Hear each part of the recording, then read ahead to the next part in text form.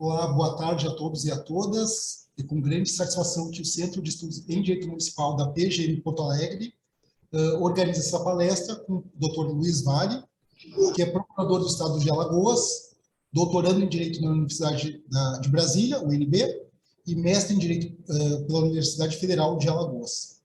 Dr. Luiz Vale é autor de inúmeras obras, inclusive sobre a temática de precedentes, e o tema dele, então, é os impactos do sistema de precedentes na atuação da Fazenda Pública. Esse tema dos precedentes, sobretudo pós a entrada em vigor do CPC 2015, ganhou grande utilidade não apenas teórica, mas prática, né? E a Fazenda Pública, então, ele tem uma importância ainda maior.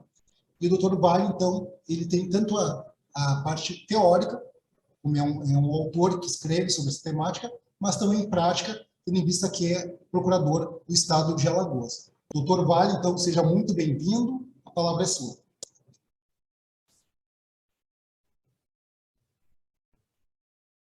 O microfone está fechado. Opa, agora sim.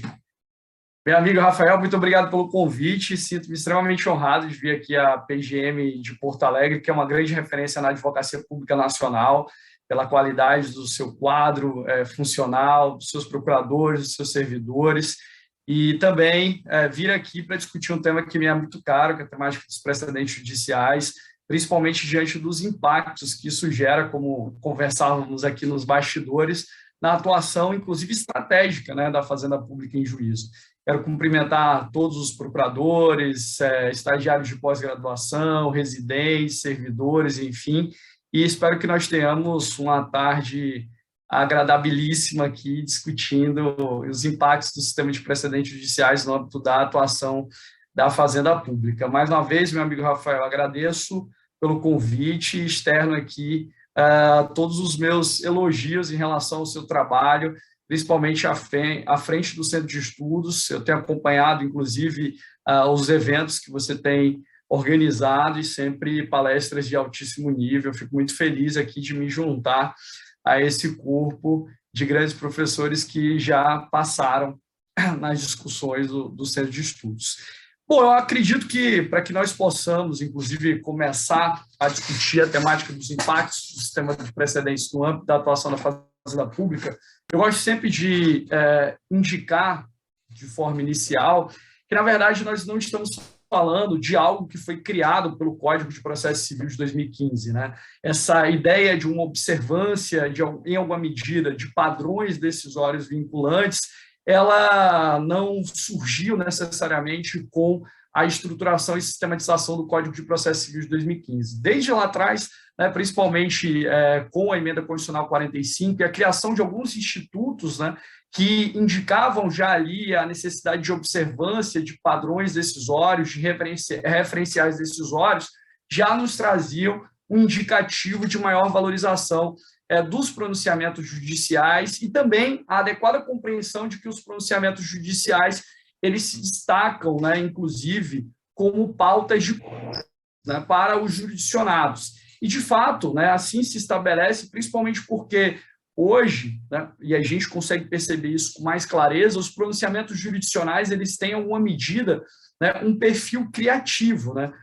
Quando da atuação jurisdicional, nós temos uma soma, uma descrição de sentido em relação aos pronunciamentos que faz com que nós tenhamos, né, a atividade judicante como uma atividade, em certa medida, criadora.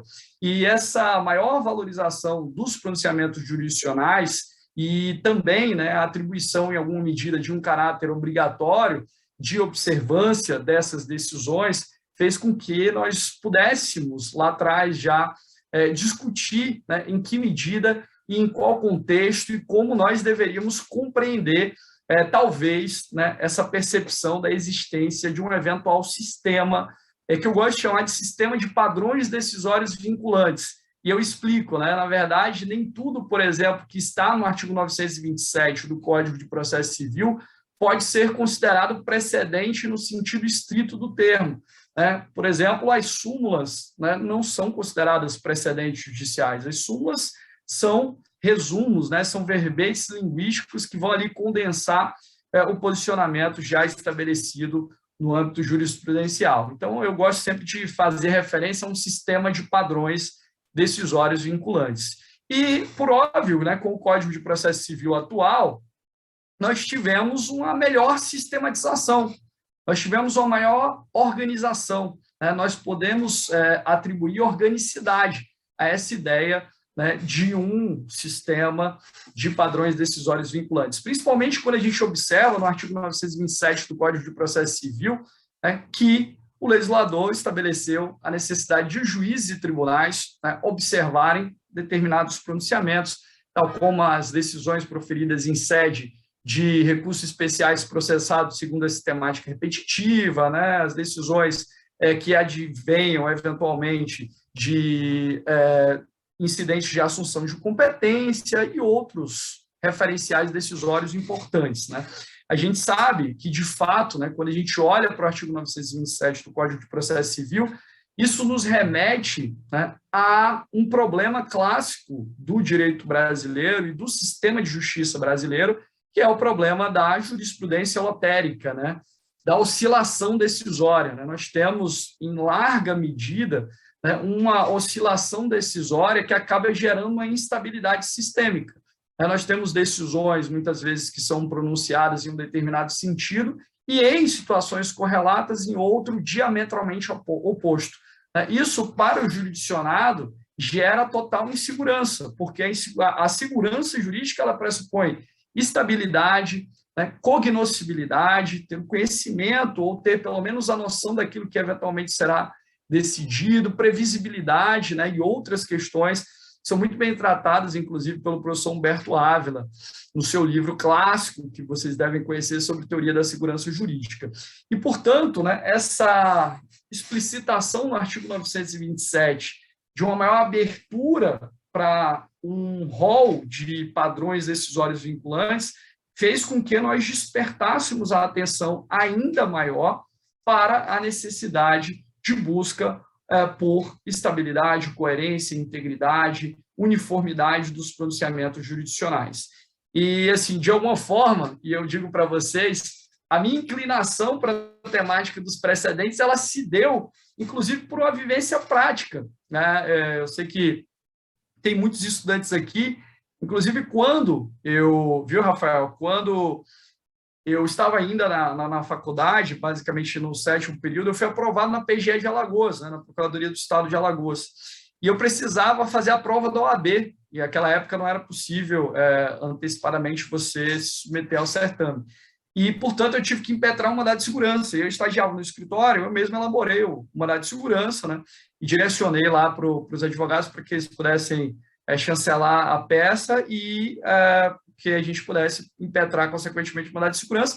E tinha um amigo, né, que, inclusive, estagiava também no escritório à época, e ele falou, olha, já que você já fez a peça, eu vou utilizar a sua peça e eu quero adiantar logo o exame da OAB, e aí a gente impetra conjuntamente.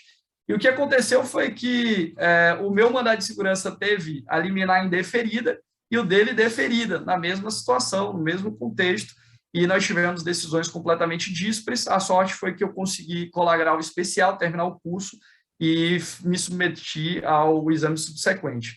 Mas isso gera, né, total instabilidade sistêmica, como eu disse, e principalmente, né, traz um fator de violação à isonomia, né, porque quando nós estamos falando da aplicação uniforme de determinadas decisões a contextos similares, enfim, nós estamos pensando, né, no atendimento à isonomia, né? Nós não podemos ter um tratamento completamente diferenciado em situações que sejam eventualmente equivalentes. E por isso, né, essa estrutura, essa sistematização do Código de Processo Civil, em alguma medida, ela vem responder a uma crise do próprio sistema de justiça.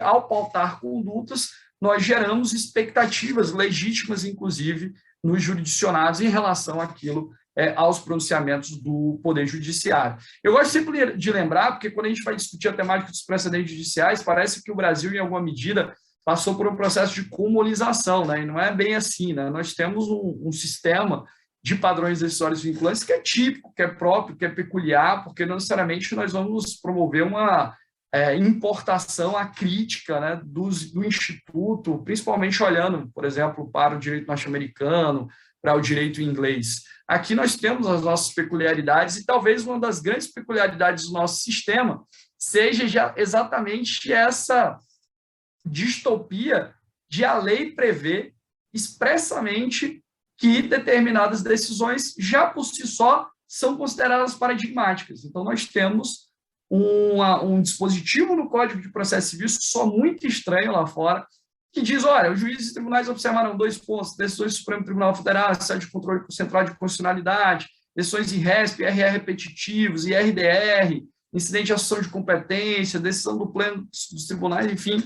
E isso soa estranho, porque quando a gente está falando em precedentes judiciais, a primeira ideia que vem à mente é que o juiz, no caso futuro, é quem, levando em consideração principalmente a densidade argumentativa daquela decisão anterior, vai considerá-la um padrão decisório vinculante, vai, através do método indutivo, extrair dali um princípio jurídico, uma razão universalizável que será aplicada para o seu caso, se existir uma similaridade fática.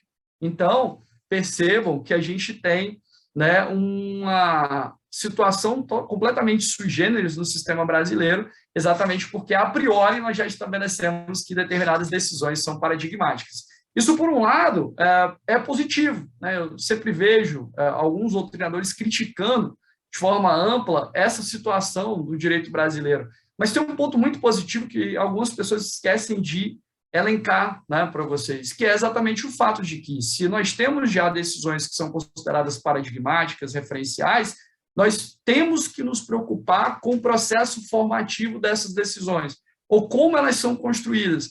Eu digo sempre nas minhas palestras, inclusive eu falei isso no Supremo Tribunal Federal, que há uma preocupação muito grande com a aplicação dos precedentes, mas é uma aplicação reduzida com o processo de formação da decisão que será considerada um padrão decisório vinculante. Então, essa decisão ela precisa ter, principalmente, uma amplitude argumentativa, e nós temos que ampliar, né, a perspectiva democrática da construção dessas decisões. Inclusive, hoje nós vivemos um debate intenso sobre a utilização do plenário virtual e, de certa forma, uma limitação à participação de determinados atores processuais para que nós tenhamos uma ampliação do debate, das discussões. Nós temos que entender que essas decisões que são consideradas paradigmáticas, elas têm que ser construídas com bases sólidas de fixação dos fundamentos determinantes. Então, vejam, um dos grandes problemas que a gente vivencia hoje no Brasil é que, mesmo nessas decisões que são consideradas referenciais, você tem ali o que a gente chama de decisão plural. O professor Marinoni trabalha muito bem o tema, o professor Mitidiero, inclusive o professor Marinoni vai estar aqui daqui a 15 dias, aqui na nossa PGE, que é a ideia de que nós temos decisões que chegam à mesma conclusão por fundamentos distintos. Ou seja, se eu tenho uma decisão que chega à mesma conclusão por fundamentos distintos, qual é o fundamento determinante dessa decisão? Muitas vezes não se consegue chegar ao fundamento determinante. Então, eu posso até considerar esse precedente como precedente formal, formalmente vinculante, por exemplo, como está posto no 927. Mas, materialmente, eu não posso considerar um precedente porque eu não consigo definir a ratio decidente. Então, nós vivemos um problema que, inclusive, é avolumado por conta do modelo decisório que nós adotamos no Brasil. O nosso modelo decisório, existem basicamente, eu não vou me alongar no tema, mas existem basicamente 2 modelos decisórios clássicos nos sistemas das cortes internacionais, que é o modelo decisório de julgamento per curia, ou pela corte. Então, ali você tem uma manifestação, um texto compilado que vai traduzir o pronunciamento da corte, e nós temos o modelo seriatim, que é formado pela aglutinação das posições individuais. Então, praticamente, nós temos 11 supremos, cada ministro traz ali as suas peculiaridades, e quando das manifestações judiciais, muitas vezes você não tem ali um fundamento determinante, você não consegue extrair um fundamento determinante.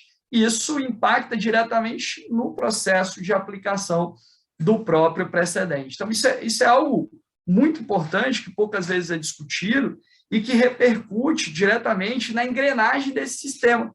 Porque o que a gente tem visto hoje, muitas vezes, é uma dificuldade de aplicação, por isso que as discussões são reiteradas, né, das mais diversas ordens. Hoje a gente tem, eu falava até isso em um momento pela manhã, meio que uma esquizofrenia dos tribunais em relação à aplicação de determinadas decisões referenciais, e muito disso diz respeito à forma como esses pronunciamentos são construídos, né, e a gente precisa aprimorar esse sistema, principalmente, a meu ver, estabelecendo, por exemplo, que, principalmente olhando aqui para as cortes de vértice, né, para usar uma nomenclatura, ou cortes de precedência, a nomenclatura do professor Daniel e do professor Marinoni, né, exigindo que nós temos pelo menos uma votação, uma manifestação acerca dos fundamentos. Então, que se há divergência sobre os fundamentos, que tenhamos um procedimento, uma fase própria para que esses fundamentos sejam votados e que se chegue, né, a uma maioria acerca dos fundamentos. Inclusive, isso está previsto lá no STJ, no artigo 104A do seu regimento interno, e nós temos hoje um projeto de lei, viu, Rafael, que foi até inspirado em um artigo que eu escrevi com o professor Mazzola, Marcelo Mazzola, justamente propondo uma alteração do Código de Processo Civil, é o projeto de lei 4311, que está em tramitação no Senado.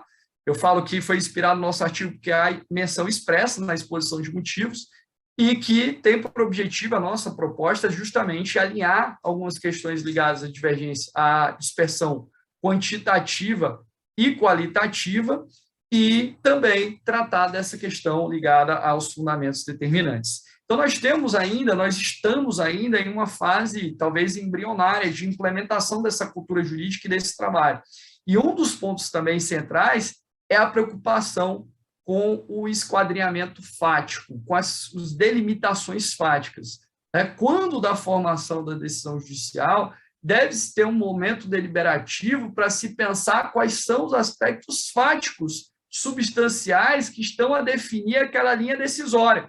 Esse é um ponto importante, justamente porque, né, os problemas de aplicação muitas vezes estão relacionados a como se levam em consideração os fatos que se aproximam ou se distanciam daquela decisão referencial. Então, percebam que nós temos, né, um cenário que é, em alguma medida, complexo, um cenário que exige uma mudança de cultura jurídica, porque ainda é comum, e eu não estou falando aqui, né, de advogados exclusivamente, eu não estou falando de promotores de justiça, eu não estou falando de defensores, não estou falando de magistrados. As cortes superiores, elas ainda, né, aplicam impropriamente, em alguma medida, esse sistema.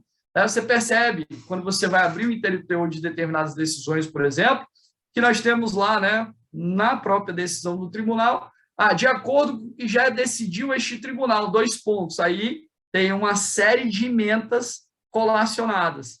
A ementa não é o precedente judicial, a ementa é um resumo do julgado. E, pasme, né, inclusive, para usar uma expressão que tem sido objeto das mais diversas brincadeiras por aí. O próprio Supremo Tribunal Federal já chegou a aplicar um precedente judicial de maneira equivocada durante muitos anos, porque estava aplicando a ementa e, na verdade, o próprio Supremo não tinha decidido aquilo que, eventualmente, havia sido elencado na ementa decisória. Ou seja, né, o próprio Supremo chegou em um momento e falou assim, opa, peraí, tudo que eu decidi aqui estava errado, porque, na verdade, eu tinha que ter olhado para a ratio decidente. Eu tinha que ter olhado para os fundamentos determinantes. E esse é um ponto importante, né? A gente tem que buscar olhar para os fundamentos determinantes. O próprio artigo 489 do CPC, parágrafo 1º, trata da necessidade desse olhar diferenciado para os fundamentos determinantes, a motivação da decisão, para que nós possamos olhar aqueles argumentos que foram centrais ou que foram considerados como centrais para se chegar a uma determinada conclusão. E por isso que a leitura operacional de quem atua no direito precisa também se pautar pelo método indutivo, né? A gente tem que olhar para o caso concreto, para ali daí extrair essa ideia de uma razão universalizável. E por isso que fica sempre a preocupação né, de como os profissionais têm atuado. Eu fiz essa breve síntese de alguns debates sobre o sistema de precedentes, para que a gente possa entrar definitivamente na nossa discussão de hoje, que é como isso impacta na atuação da Fazenda Pública em juízo. Como é que, de fato, essa organicidade dessas decisões paradigmáticas, em alguma medida, né, impactou e continua impactando a atuação do advogado público. E eu digo que o primeiro ponto central é que todo o sistema de precedentes não está ligado só ao judiciário, está ligado aos demais atores do sistema de justiça. Então, para que um precedente, por exemplo, seja formado no Supremo Tribunal Federal, antes, né, muitas vezes, daquela discussão lá no Supremo, essa discussão ela foi travada em primeira instância e ali se proliferaram os mais variados argumentos para se chegar, né, eventualmente, a um recurso extraordinário que teve repercussão geral reconhecida e que vai ser julgado pelo Supremo e que, consequentemente, vai formar um padrão decisório vinculante. E aí entra a nossa atuação, né? Entra a nossa atuação enquanto advogados públicos, enquanto partícipes da advocacia pública. Isso porque nós temos que necessariamente olhar, né, quando nós vamos construir uma manifestação judicial, para a existência ou não de um padrão decisório vinculante, e quando, né, em alguma medida, formos referenciar esse padrão decisório vinculante, né, ou precedente judicial efetivamente, que nós saibamos utilizá-lo. E utilizá-lo principalmente olhando para a sua estrutura e para o que, de fato, ali naquele precedente judicial, se for um precedente obrigatório, que possa ter um precedente persuasivo, mas se for obrigatório, o que de fato vai vincular, e o que de fato vincula é a ratio decidente, são esses fundamentos determinantes. E a partir dali, na construção, por exemplo, de uma petição inicial ou de uma defesa, que a gente possa se preocupar e não só catalogar emendas, que a gente possa se preocupar em indicar efetivamente quais foram os fundamentos determinantes e indicar de maneira adequada, né? Porque nós já tivemos situações, inclusive aqui em Alagoas, nas quais a parte contrária trouxe aos autos a indicação de aplicação de um padrão decisório vinculante, elencando algo que tinha sido dito de passagem, ou seja, que estava, por exemplo, dentro da estrutura do voto vencido, ou que tinha sido utilizado como um mero exemplo ali pelo órgão julgador, porque, no caso específico, a corte julgadora diz o seguinte: olha, o cenário é esse, a situação é essa, mas se fosse essa, seria assim, assim, assim.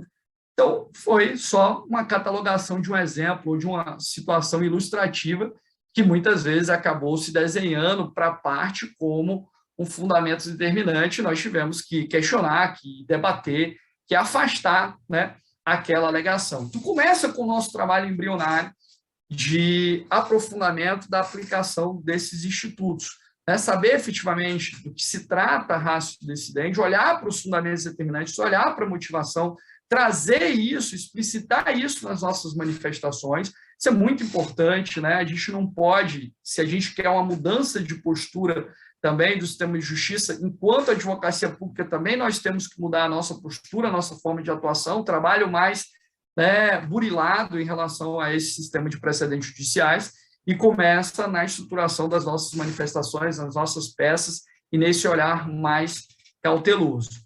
Como eu disse, né, quando a gente pensa em sistema de precedentes judiciais, a gente pensa muito em isonomia, segurança jurídica, né, e aí vem a reboque a ideia de proteção da confiança, de estabilidade, de previsibilidade dos pronunciamentos jurisdicionais. E vejam que eu falei do 927 e do 926, mas esses dispositivos estão conectados sistematicamente com outros dispositivos do Código, como, por exemplo, o artigo 332, que vai tratar da improcedência liminar. Então, vejam que eu posso ter um julgamento de improcedência liminar se o meu pronunciamento, né, se aquela decisão judicial, se aquela postulação da parte tiver em contrariedade com o padrão decisório vinculante. Então, isso já é um indicativo, né, de possibilidade, inclusive, de julgamento de improcedência liminar. E, estrategicamente, inclusive, isso tem que ser esse tem que ser observado pela advocacia pública, para que nós não venhamos a deduzir pretensões que estejam, eventualmente, em contrariedade com esses padrões decisórios vinculantes, para que nós saibamos estruturar a nossa linha de atuação mais estratégica. Então, quando a gente olha para o artigo 332, né, a gente tem que pensar que a advocacia pública ela precisa redesenhar o seu papel. A advocacia pública ela não pode ser vista mais, eu até falava isso ontem quando nós recebemos novos magistrados lá na PGE, daqui de Alagoas, não pode ser vista mais como a advocacia pública que recorre a qualquer custo, que não tem responsabilidade de litigância, principalmente diante de uma situação que está posta e que valoriza os referenciais decisórios. Será que vale a pena nós, né, demandarmos quando já existir um padrão decisório vinculante, a não ser em hipóteses excepcionais nas quais se queira provocar, por exemplo, uma superação desse precedente? Será que nós, né, vamos estimular essa litigância, muitas vezes irresponsável, né, que poderia gerar inúmeras consequências processuais, inclusive violando para alguns autores, os deveres das partes lá estabelecidos no artigo 77 do CPC? Então, a gente passa a adotar estratégias muito mais concatenadas com essa previsibilidade. Então, olhar para ver, né, se é o caso de demandar, será que nós vamos provocar uma discussão judicial que já está posta, que já foi estabelecida, que já teve exaurimento argumentativo? Ou melhor, será que a gente vai continuar com a discussão que já foi objeto de decisão pelo Supremo? Imagine que a parte ingressa em juízo pleiteando um determinado medicamento que já, né, de forma inclusive obrigatória, foi consolidado o entendimento de que competiria ao Estado fornecê-lo, né, ao Estado ou ao município, ou eventualmente à União. Será que a gente vai continuar, a gente deve continuar com essa discussão? O Código de Processo Civil também trabalha com um sistema de incentivos processuais. Se você pegar, por exemplo, o artigo 90, parágrafo 4º, ele diz o seguinte: olha, se eventualmente nós tivermos ali um reconhecimento, né, da procedência do pedido, enfim, isso pode gerar uma redução da verba honorária pela metade. Então, eu vou continuar na discussão e no debate de uma situação que já foi consolidada em sede de padrão decisório vinculante, podendo gerar mais ônus para o Estado, não só os honorários, né, mas juros, correção monetária. Então, veja que a existência desses referenciais decisórios também tem impactado em cadeia a atuação dos demais atores do sistema de justiça, inclusive para uma mudança de postura da advocacia pública, né? Essa ideia do recorrer pelo recorrer, né? Nós temos, inclusive, já previsto em lei, né? Se vocês pegarem, por exemplo, a Lei 10.522, ela vai, né, ao tratar lá da AGU, inclusive afastar a possibilidade de você recorrer de determinadas situações que já estejam consolidadas em padrões decisórios vinculantes. Então, isso muda a cara da atuação da advocacia pública, isso muda a cara do nosso projeto estratégico de litigância, né, porque a gente tem que pensar muito bem como é que a gente vai adotar determinadas estratégias em certos casos. E nós também podemos, né, eu falei aqui da improcedência liminar, nós também podemos, né, pensar em como utilizar, talvez, o microsistema de formação concentrada de precedentes judiciais, né, aqui trazendo a nosso favor, e aí, quando eu falo de microsistema de formação concentrada, eu estou falando exatamente, por exemplo, do IRDR, do incidente de assunção de competência, do RESP-RR repetitivos, das decisões de sede de repercussão geral. Eu vou excluir, tá, pessoal, a discussão do meu amigo professor Marinoni do meu amigo professor Daniel Mitigeiro sobre enquadramento do IRDR como precedente ou não, tá? Não vou entrar nesse debate. Eu sei que, principalmente, o professor Marinoni tem a reticência e olha para o IRDR sob uma outra ótica, inclusive do colateral estoppel, mas eu não vou entrar nessa discussão, né? Vamos aqui trabalhar com esse microsistema amplo, né? Eu tenho, né, particularmente essa divergência, acredito que, né, os tribunais de justiça também têm um papel importante, os tribunais regionais federais nesse sistema. Então, se eu tenho, né, olho para esse microsistema de informação concentrada, a advocacia pública tem pautas estratégicas. Veja que em determinadas situações, né, imagine, e nós temos aqui um núcleo na PGE de gerenciamento de precedentes judiciais e administrativos, inclusive temos alguns colegas aqui presentes na tarde de hoje, e aproveito para saudá-los, né, colegas e colegas. Nós temos, né, nesse caso, um olhar para pensar, olha, será que vale a pena nós temos 1000 ações aqui em tramitação sobre um determinado tema, sobre uma determinada questão jurídica. Em 998, nós tivemos decisões desfavoráveis. Será que vale a pena continuar, né, nessa atuação artesanal? Será que não é viável, por exemplo, provocar o Tribunal de Justiça do Estado do Rio Grande do Sul para que, em sede de incidente de resolução de demandas repetitivas, ele possa ali decidir aquela questão jurídica e pacificá-la no âmbito de competência do tribunal? A gente precisa ir para uma litigância estratégica, né? E usar também desses instrumentos, desse ferramental que está à nossa disposição. Então, isso também muda um pouco da conformação da nossa atuação. Uma vez pacificada aquela questão jurídica, ela será aplicada, por exemplo, como eu disse, no âmbito de competência territorial do tribunal. Então, nós já conseguimos, talvez, conter, né, essa litigância múltipla, repetitiva, né, essa litigância desenfreada, que muitas vezes acaba gerando problemas de ordem estrutural, né, principalmente porque nós sabemos muito bem, enquanto advocacia pública, que nós somos os principais repeat players do Poder Judiciário, né, os principais litigantes do Poder Judiciário. É só olhar para o Justiça em Números e ver quem são os principais litigantes do Poder Judiciário, e, né, os principais litigantes, né, de fato, envolvem os entes fazendários. E eu também gostaria de pensar com vocês, né, desse cenário disruptivo das novas tecnologias. Né? Percebam que hoje, né, os tribunais, e principalmente as cortes superiores, já têm trabalhado com o uso da inteligência artificial, inclusive para mapear processos e indicar ali a existência ou correlação de padrões decisórios vinculantes. O próprio STF, né, trabalha em parceria com a Universidade de Brasília, tem o sistema Vitor, e o sistema Vitor é um sistema que, na verdade, promove correlações entre recursos e eventuais teses de repercussão geral.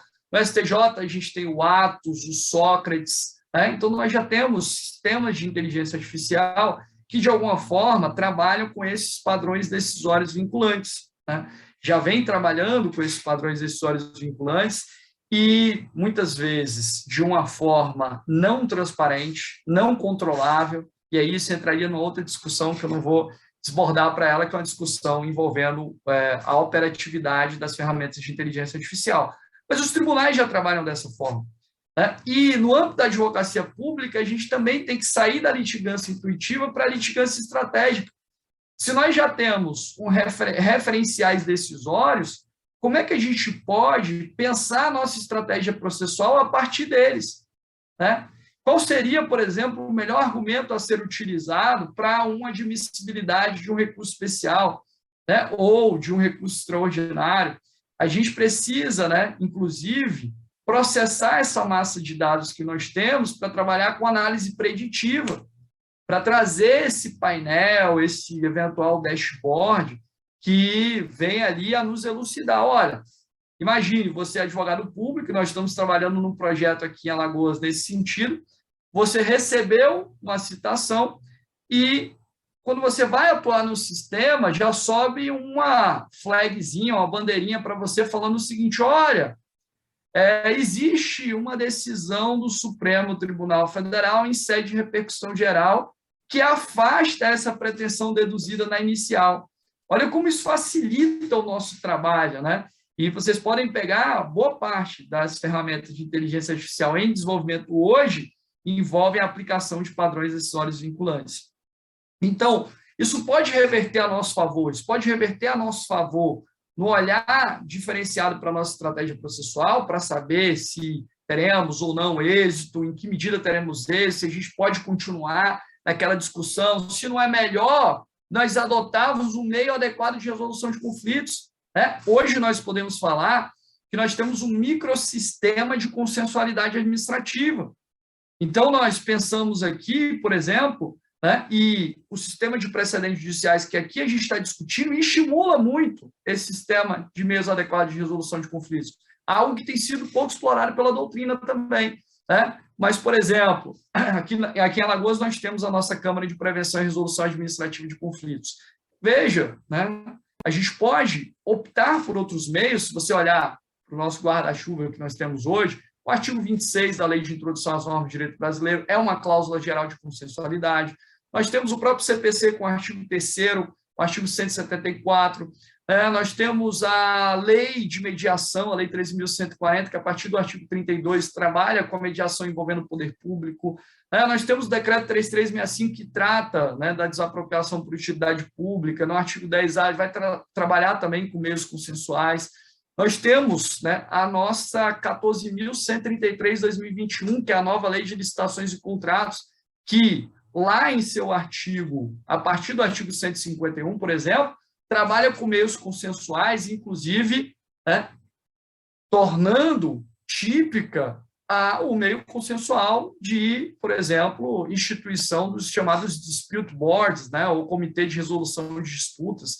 Ou seja, a gente tem uma pleia de instrumentos normativos, a própria lei de improbidade administrativa trabalha com acordo de não persecução civil, né, a lei 8429, que foi reformada pela lei 14.230. Ou seja, nós temos, né, um movimento de busca pela consensualidade administrativa. E quando eu olho para esses referenciais decisórios, que inclusive já foram postos no âmbito do Poder Judiciário, isso vai me nortear também para que eu possa saber, por exemplo, nesse caso aqui, talvez seja melhor eu optar por um meio consensual, eu tentar resolver isso pela via consensual, ou ainda que não seja uma via autocompositiva, mas uma via heterocompositiva distinta da via heterocompositiva judicial, como é o caso da arbitragem, né? A Lei 9307.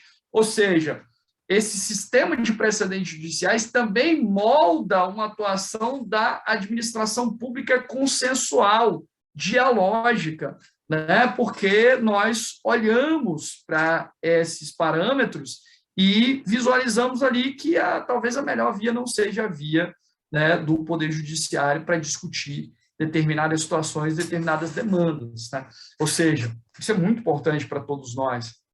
E, né, além disso, como eu estava falando, nesse processo, voltando um pouco lá atrás, nesse processo de formação dessas decisões paradigmáticas, a gente tem que ter uma atuação muito contundente de grupos representativos de determinados interesses. Eu vejo que essas decisões que formarão padrões decisórios vinculantes, elas têm que ser decisões cada vez mais democráticas e dialogadas. Eu tenho que trazer os mais diversos atores, né? Lembro da participação da amicus curiae, né, nesse tipo de discussão, lá no IRBR, no RESP-R repetitivo, até mesmo em sede de repercussão geral, né? O 138, por exemplo, do Código de Processo Civil, ampliou sobremaneira, né, a linha de atuação da amicus curiae. Então, nós, enquanto advocacia pública, temos que fazer um monitoramento também dessas demandas, até para que nós possamos, eventualmente, intervir em certos casos e trazer uma completude argumentativa. Hoje a gente tem que trabalhar, né, inclusive no âmbito da advocacia pública, com analistas de dados jurídicos, né, para que a gente possa ter essa noção dessa análise preditiva, coordenada e adequada, né? Veja que isso é importantíssimo, isso é fundamental, né? A gente muda, a gente altera a nossa forma de litigar. Eu sempre digo, a gente sai da litigância intuitiva, a gente vai para a litigância estratégica, a gente passa a trabalhar com dados, a gente tem uma atuação mais assertiva, e isso faz muita diferença, muita diferença mesmo. Para além disso, e para não cansar vocês, porque eu já estou chegando no meu limite de tempo, que o Rafael me atribuiu, eu queria lembrar para vocês também que o artigo 496 do Código de Processo Civil, ao tratar da remessa necessária, ele, lá no artigo 496, particularmente nos parágrafos 3º e 4º, vai trabalhar com a ideia de dispensa da remessa necessária quando a decisão estiver fundada em padrão decisório vinculante. Então, nós não teremos remessa, né, quando, por exemplo, a sentença judicial ela estiver em compasso com o padrão decisório vinculante, né? E aí, algo que muita gente esquece, e que o Rafael falou que alguns de vocês talvez fossem produzir um trabalho que envolve aí a temática dos precedentes. Eu queria lembrar dos precedentes administrativos, porque o Código de Processo Civil também faz referência aos precedentes administrativos. Esse dever de coerência, integridade, estabilidade, uniformidade, ele também se aplica à administração pública. Quantas vezes nós não visualizamos um procurador de Estado do município exarar um parecer num sentido e outro procurador em outro sentido, e os dois serem aprovados? Como é que fica o administrado nessa situação? Aí isso vai gerar uma judicialização, enfim. Então, nós precisamos trabalhar com essa ótica e essa lógica dos precedentes administrativos também.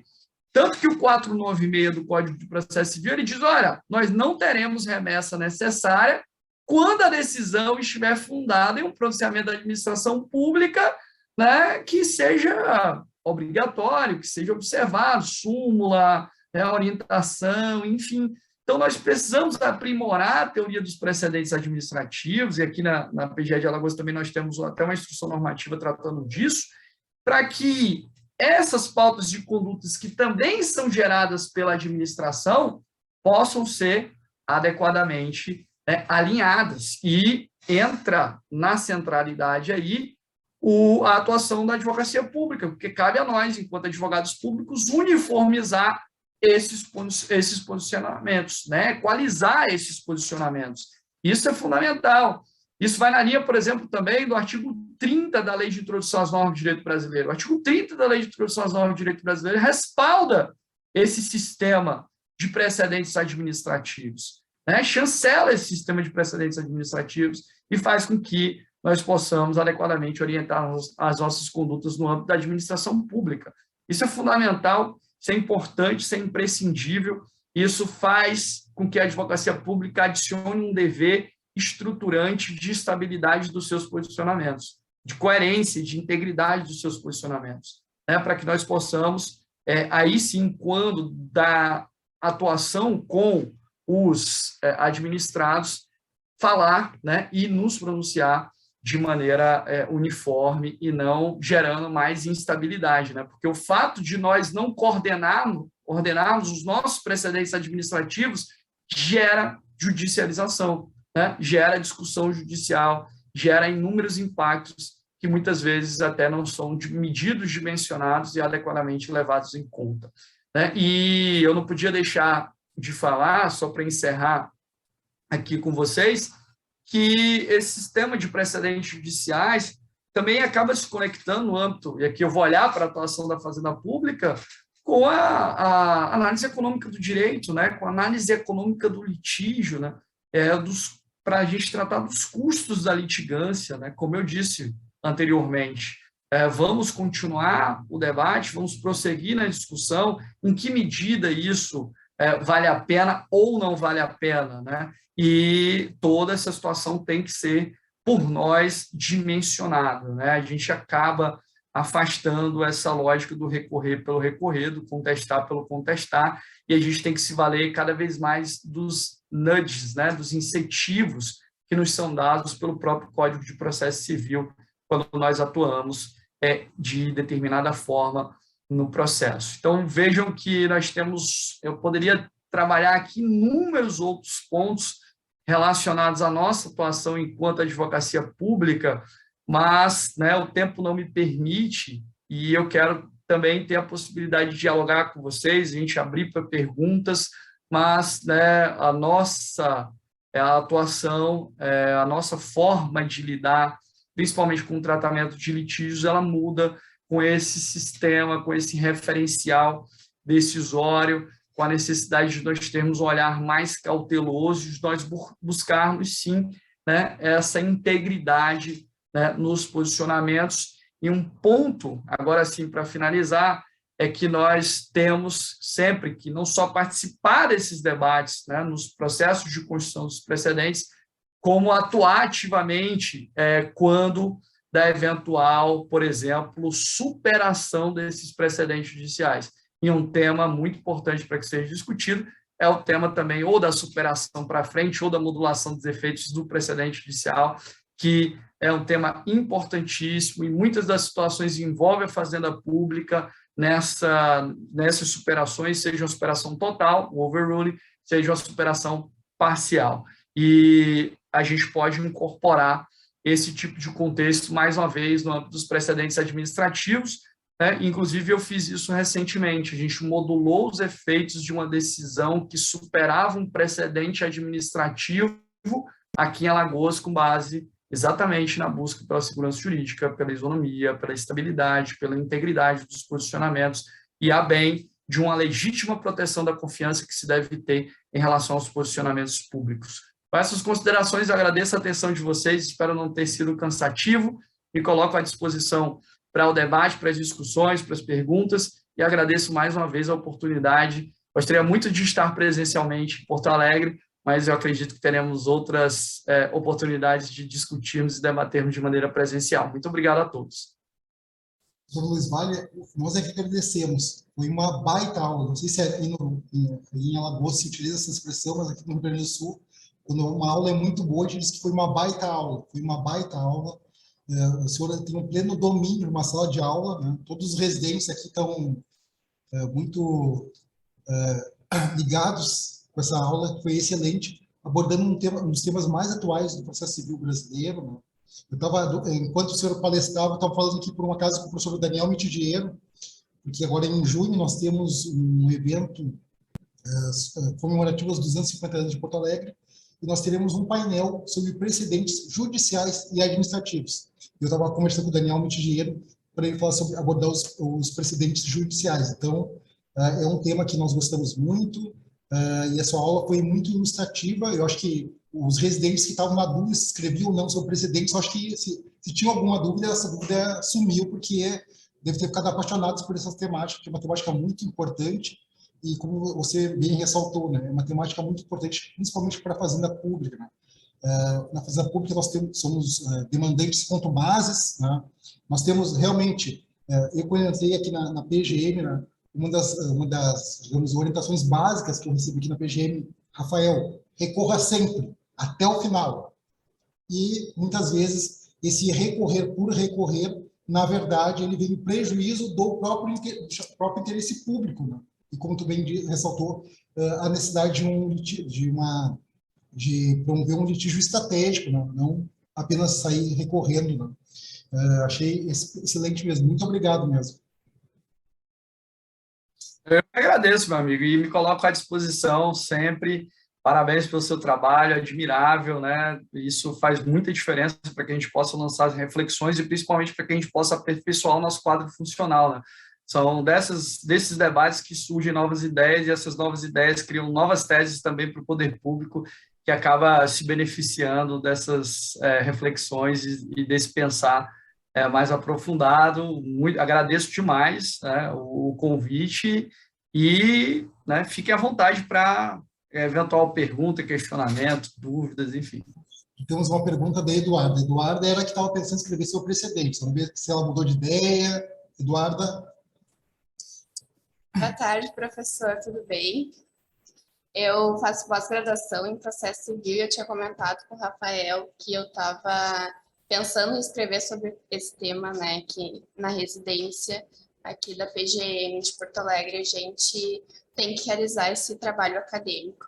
E eu comentei com ele que eu primeiro ia olhar essa aula para decidir de fato se eu faria sobre isso e realmente vou fazer. Mas com os pensamentos que eu já estava me questionando antes e com o que o senhor falou, eu gostaria de te pedir para elucidar um pouco essa diferença entre precedentes e padrões decisórios. Se são a mesma, eu ainda estou com um pouco de dificuldade para entender se é a mesma coisa, se tem diferença, semelhança, enfim. E também em relação ao sistema norte-americano, se o que a gente utiliza no Brasil vem desse sistema do exterior e se a gente utiliza esse mesmo sistema da mesma forma que é aplicado lá, se a gente aplica aqui.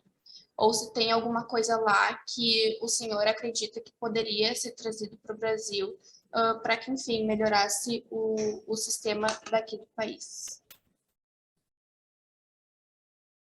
Obrigado pela pergunta, Eduardo. Fico muito feliz. Que bom que você não desistiu de fazer o trabalho sobre o tema. Mas, olha só, quando eu me refiro aos padrões decisórios vinculantes, eu estou usando um sinônimo de precedentes. Na verdade, quando você olha para o artigo 927 do CPC, né, nem tudo que está lá é precedente no sentido estrito do termo. É por isso que eu uso a expressão que também é utilizada pelo próprio Código, né, ao tratar lá, por exemplo, da ação rescisória, o professor Câmara também gosta e utiliza essa expressão, que é exatamente o fato de que a gente, quando olha para o 927, você tem vários padrões, vários modelos referenciais decisórios, que não necessariamente constituem precedentes no sentido estrito do termo, porque o precedente seria uma decisão paradigmática, uma decisão referencial, que pode vir a ser aplicada num caso futuro, em decorrência de uma eventual similaridade ou aproximação fática, né? Quando nós temos o precedente é constituído pelo que a gente chama de material facts, né, ou fatos materiais substanciais. Então, quando há uma aproximação, há uma correlação, há a possibilidade de aplicação daquele precedente, daquela decisão anterior, né, para aquele caso, né, fazendo incidir aquela razão jurídica universalizável, que é extraída do precedente, seria a sua ratio decidendi, né, que é o que vincula o precedente judicial. Então, quando eu falo em precedente, eu estou falando em uma decisão que é paradigmática, da qual eu extraio uma razão universalizável, que é aplicada, né, num eventual caso futuro, se houver similaridade. Por isso que se diz, Eduardo, que o processo de aplicação do precedente ele é um processo que envolve analogias e contra-analogias, né? A gente compara para saber se aproxima ou não, e a gente tem um problema no Brasil, que é o problema das distinções inconsistentes, que muitas vezes os tribunais vão promover uma diferenciação do caso com aspectos fáticos que são laterais só para afastar o precedente, entende? Então, eu lembro aqui também do professor Michele Tarufo. O professor Tarufo diz o seguinte, olha, o precedente é uma decisão, né? Ele faz a comparação do precedente com a jurisprudência. Ele diz, olha, o precedente é uma decisão, a jurisprudência é um acervo decisório. O precedente ele é qualitativamente superior, porque ele tem uma maior densidade argumentativa. Se você lembrar, por exemplo, que a partir do 976 do CPC, quando a gente vai tratar do IRDR, tem-se lá uma previsão específica que diz o seguinte, olha, no acórdão que vai ser pronotado no IRDR, deve-se levar em consideração todos os argumentos favoráveis ou contrários à tese jurídica que vai ser decidida. Então, há uma amplitude argumentativa. Aí o Tarufo fala, olha, na jurisprudência eu tenho uma reiteração ali, né, um acervo decisório com reiteração de entendimentos. Então, uma coisa é o precedente, sentido estrito, outra coisa é a jurisprudência, outra coisa é a súmula, porque quando você vai para o 927, ele fala nas súmulas também, né? Eu até entendo que, na verdade, o que vincula não é a súmula em si, dentro de um processo de silogismo, de conformação ali. O que vincula é o precedente que está por trás da edição daquela súmula, né? Tanto que o artigo 926 fala o seguinte, olha, tribunal, quando você for editar uma súmula, olhe para o precedente que deu origem àquele posicionamento. Então, assim, a gente não pode colocar no mesmo bolo e falar assim, os precedentes do 927, porque súmula é súmula, né? Precedente é precedente, jurisprudência é jurisprudência, ementa é outra coisa. A tese, que hoje em dia tem sido confundida com a ratio decidendi, ela é uma simplificação linguística lá do IRDR, do RESP-RR repetitivos, do IAC, da tese da repercussão geral. Então, a gente tem uma tendência, por conta do nosso volume de processo, a buscar sempre simplificações, né? Então, eu vou aqui pegar essa tese e vou aplicar de forma automatizada. Essa é uma crítica que eu faço em relação ao que eu chamo de teoria tecnológica dos precedentes. E, justamente, será que dá para a gente promover esse reducionismo tão superficial? Será que a gente não precisa olhar, como eu disse, para os fundamentos determinantes, para aplicar adequadamente, né, as decisões E por isso que, quando eu falo em padrões decisórios vinculantes, eu estou falando nesses institutos que o Código elenca como obrigatórios, principalmente a partir do 927. E não, eu não acredito que a gente tenha um sistema similar ao sistema norte-americano, ao sistema inglês, né, que são forjados dentro da tradição jurídica do common law. É lógico que existe, em alguma medida, um quê de inspiração, né? A gente trabalha com alguns institutos que se aproximam, há uma aproximação de alguma forma. Há ali talvez, para alguns autores, uma interpenetração entre os sistemas, né? Nos sistemas de civil law também tem se valorizado mais as decisões judiciais, nos sistemas de common law também os parâmetros legislativos, né, têm sido utilizados com mais frequência, sempre foram utilizados, mas hoje você vê, por exemplo, a Inglaterra com um Código de Processo Civil, por exemplo, né, de 2009, reforma de 2012, enfim. E existem várias diferenças, né? Uma delas é que o nosso sistema é bem peculiar, como eu disse, que ele já diz de antemão que determinada decisão é considerada obrigatória. Isso lá é um absurdo. Você vai conversar com professores de fora do Brasil, eles vão falar, como assim? A lei está dizendo que a decisão, por exemplo, eles não conseguem entender. Como é que a lei está dizendo que a decisão é um procedimento judicial? Então, é algo totalmente fora da realidade, né, dos outros sistemas. Porque lá, quando é que uma decisão é considerada precedente?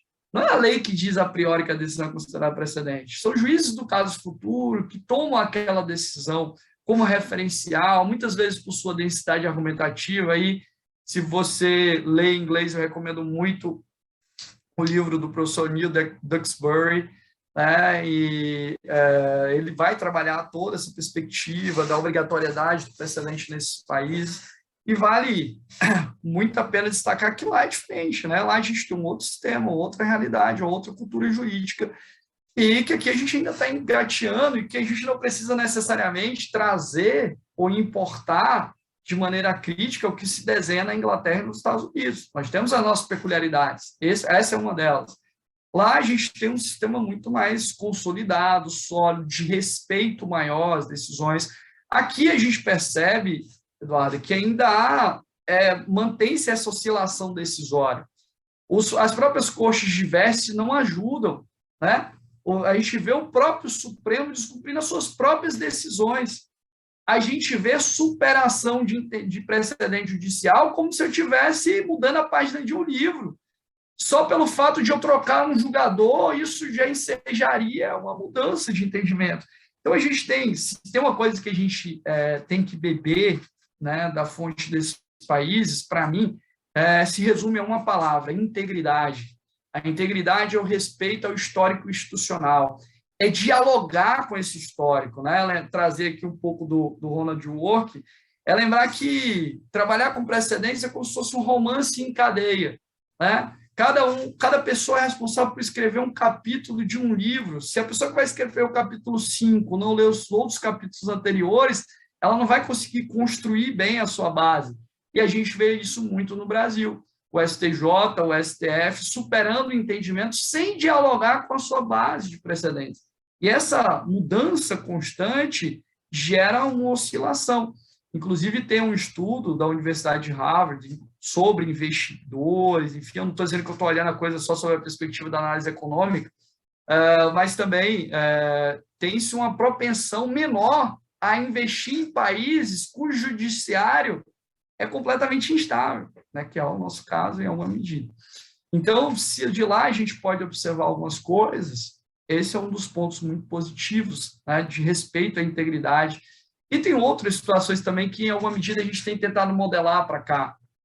Uma delas, só para citar um exemplo, não ficar muito longo na minha explicação, a técnica de sinalização, que o Supremo já usou, o chamado signaling.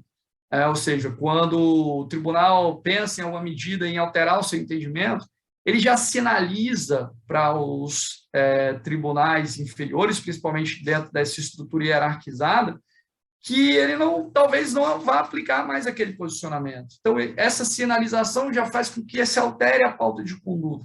A gente já viu isso no Supremo em alguns casos, eu posso até passar as decisões para vocês.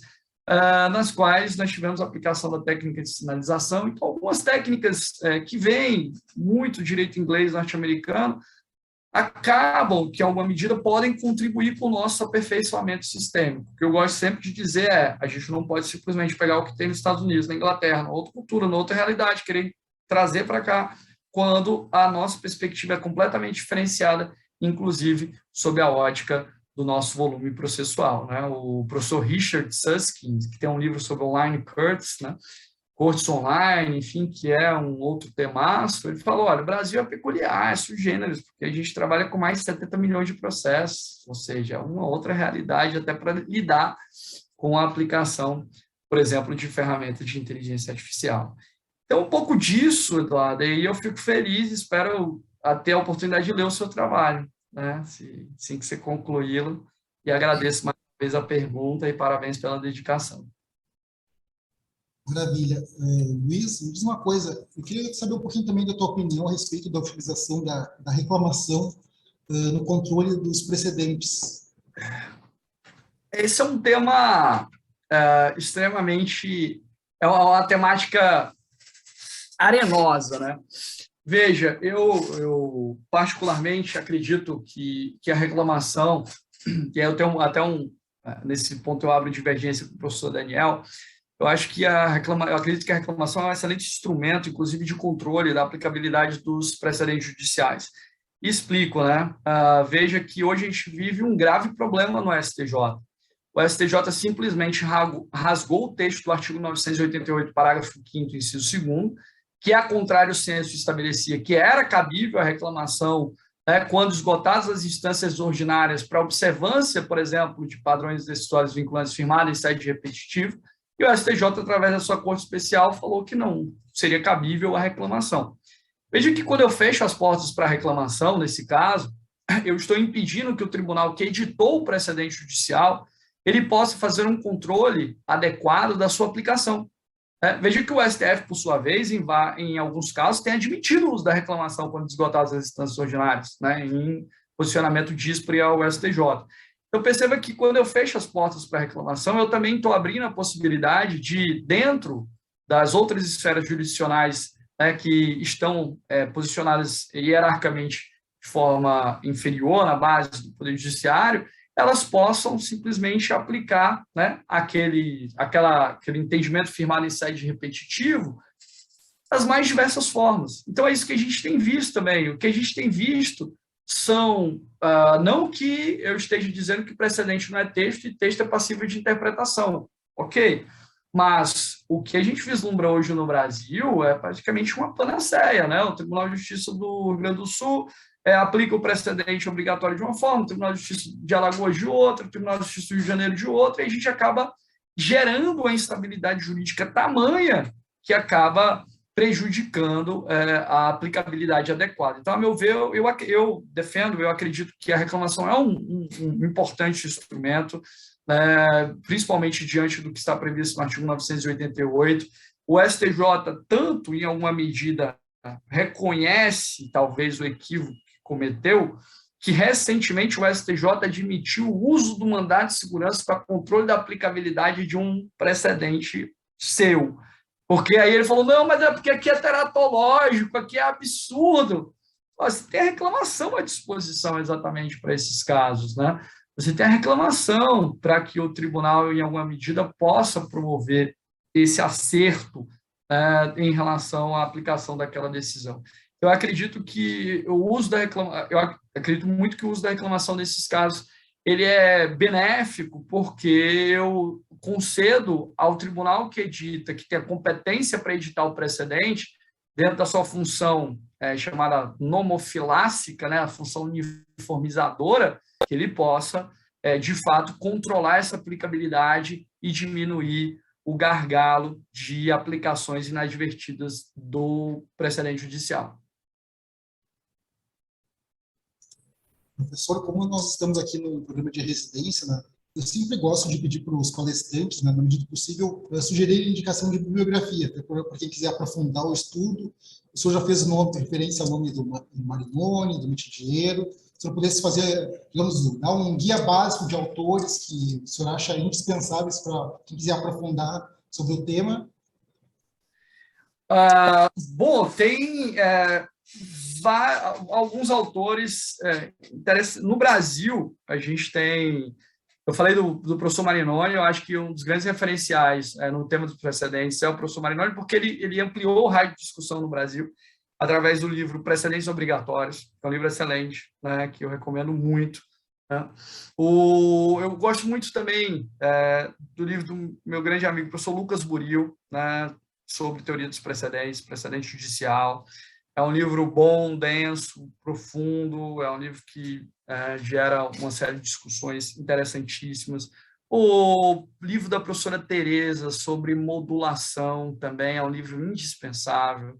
A Tereza Arruda Alvim é um livro excelente, inclusive eu recomendaria, se fosse inscrever, pensar na temática da modulação envolvendo a fazenda pública, porque eu estou até para escrever um artigo, de certa forma, discordando da professora Tereza, né, nos processos de modulação envolvendo o poder público, que ela tem um posicionamento meio peculiar, mas é um tema muito, é um livro muito interessante, acho que vale a pena dar uma lida, observar com cuidado.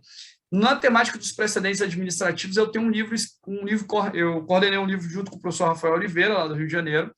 Participaram vários autores, inclusive o professor Fred Didier também, e a gente trabalhou os precedentes administrativos, a teoria, né, chamada Por uma Teoria dos Precedentes Administrativos, é um livro da Juspod, né? Muito bom também, excelente. E eu não entrei nesse tema, mas hoje a gente está discutindo muito, né, Rafael? Não sei aí vocês, mas aqui em Alagoas nós estamos discutindo muito a aplicabilidade do tema afirmado na tese 793, de repercussão geral do Supremo, que trata da responsabilidade solidária dos entes públicos em matéria de saúde.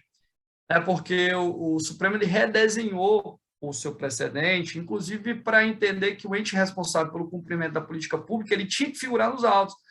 Ele tem que figurar nos autos porque se eu posso exigir o cumprimento do que é responsável pela política, não dá para simplesmente a parte litigar, por exemplo, só contra o Estado de Alagoas, se a União é responsável pelo cumprimento da medida, se a União é quem tem que arcar. Então, até que para que processualmente eu possa ali, né, naquela mesma demanda, pleitear da União ressarcimento por um custo que eu tive, a União tem que figurar nos autos. Tá?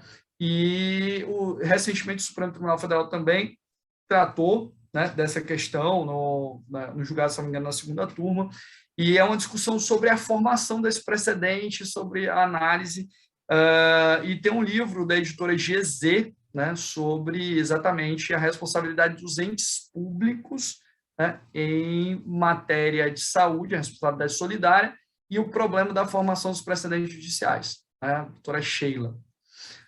E também eu gostaria de indicar, se fosse para indicar a legislação com alguns livros estrangeiros, né?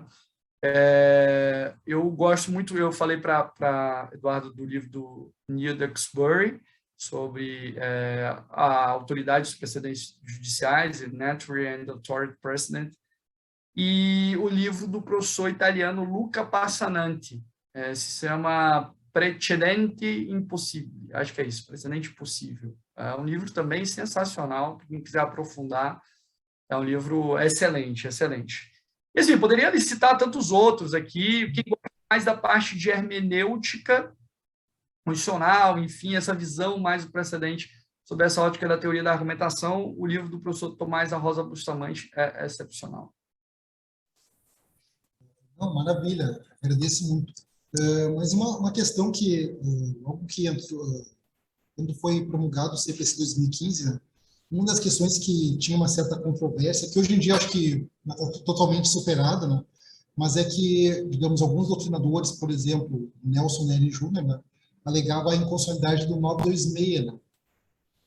Eu queria saber se o senhor tem alguma opinião sobre isso. Na verdade, era do 927, né, porque o Nelson Nery entendia que essa ampliação, né, do rol de decisões vinculantes, obrigatórias, de padrões decisórios vinculantes, ela seria inconstitucional, porque, segundo o professor Nelson Nery, apenas a Constituição poderia estabelecer essa obrigatoriedade de observância, né? Então, ele até menciona nos seus escritos o exemplo da súmula vinculante. Fala, olha, a súmula vinculante foi estabelecida por emenda constitucional, então, se você quer alargar o raio de decisões obrigatórias, você precisaria de emenda constitucional para fazer isso, e ele chegou a defender a inconstitucionalidade.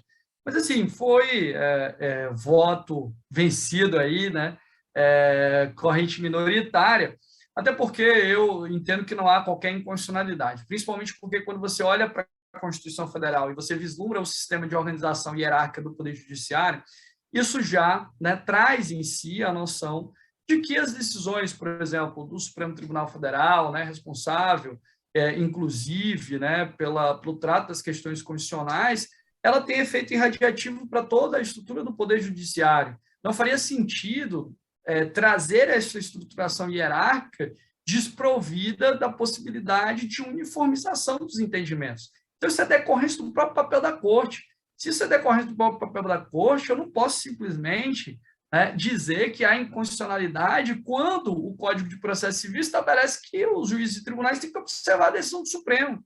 Veja que isso seria, a meu ver, defender a inconstitucionalidade, aí, na verdade, na contramão do que a própria Constituição estabelece dentro desse sistema hierarquizado. Eu não vejo como conceber a inconstitucionalidade dessa previsão do 927. Eu acredito que ela é constitucional, e o jurisdicionado, e a gente tem que olhar para o sistema de justiça também sob a ótica, né, do seu usuário. O jurisdicionado, quando olha para o sistema de justiça, ele não quer saber se é o juiz de primeira instância, se é o TJ do Rio Grande do Sul, ou se é o Supremo Tribunal Federal. Ele quer a uniformidade do Poder Judiciário, porque durante muito tempo, né, até alguns magistrados chegaram a discutir que o sistema engessaria ou, em alguma medida, poderia significar um tolimento da liberdade julgadora, né? Mas a gente sabe que o Poder Judiciário é um, que as suas manifestações é que têm que ser uniformes, e que isso, né, aplicar padrões decisórios vinculantes não significa pôr algemas no juiz de primeira instância, por exemplo. Na verdade, até mesmo essas decisões do Supremo, elas são lidas pelo juiz de primeira instância e aplicadas, né, porque, como acontece com qualquer texto, é passível, naturalmente, de interpretação, então não vejo inconstitucionalidade. Queria mandar um abraço aqui, acabei de ver o colega do doutorado aí, o meu amigo João, que inclusive é lá do Rio de Janeiro, um grande abraço, craque também na temática aí. Professor Luiz Vale, então, queria mais uma vez agradecer por ter aceito o nosso convite. Queria agradecer principalmente pela essa aula magna, verdadeira aula magna sobre uma temática muito importante para a Fazenda Pública. Estão presentes aqui não apenas os residentes, mas também procuradores da PGM de Porto Alegre. Espero em breve poder convidá-lo para vir a Porto Alegre para poder nos aprofundar esse debate e tratar de outros temas que o senhor tem como expertise, porque a sua aula foi excelente mesmo. Muito obrigado mesmo. Foi uma tarde de muito aprendizado. Bom, meu amigo, eu que agradeço. Eu espero recebê-los aqui também em Alagoas, né, no nosso Caribe brasileiro. Não é ruim, né? Espero... Maravilha. Excelente. Espero ter a oportunidade de recebê-los aqui. Gostaria de agradecer a atenção, né, de todos que estiveram presentes nessa tarde, principalmente os procuradores de Porto Alegre, que eu tenho acompanhado a atuação da Procuradoria, tem sido destaque referencial, né? Inclusive eu, como membro da Comissão Nacional de Advocacia Pública da OAB, eu fico muito feliz de contar, né, e de ver a participação de vocês de uma forma sempre muito ativa e honrando a advocacia pública. Agradecer aos servidores, aos estagiários, aos residentes, e dizer para todos vocês que foi uma honra enorme estar por aqui. Eu espero que, em alguma medida, as minhas considerações tenham lançado pelo menos uma ou duas reflexões para vocês, principalmente para que vocês possam pensar em como redesenhar a nossa atuação. Mesmo. Estaremos ansiosos pela leitura do seu livro, que tenho certeza que é uma obra também de referência nessa temática. Muito obrigado. Quero agradecer também aos presentes, os colegas aí de Alagoas, que tem vários colegas. Quando abrimos as inscrições, veio uma churrada de colegas de Alagoas. O pessoal ficou assim, Rafael, tá lotando a caixa, tanto as pessoas inscritas. Então, agradeço também a presença dos colegas aí de Alagoas. Quando quiserem vir a Porto Alegre, também compareçam aqui na PGM Porto Alegre, também aqui no centro, serão muito bem recebidos. Então, pessoal, muito obrigado. O vídeo do professor Luiz Vale, se o senhor autorizar, depois vai ser colocado no canal do YouTube da PGM Porto Alegre, pode, se for possível, para quem quiser poder assistir novamente, para poder aprender mais um pouco com o professor Luiz Vale. Agradeço a presença de todos e fica o convite para participarem das próximas palestras do Centro de Estudos da PGM. Muito obrigado e uma boa tarde a todos e a todas.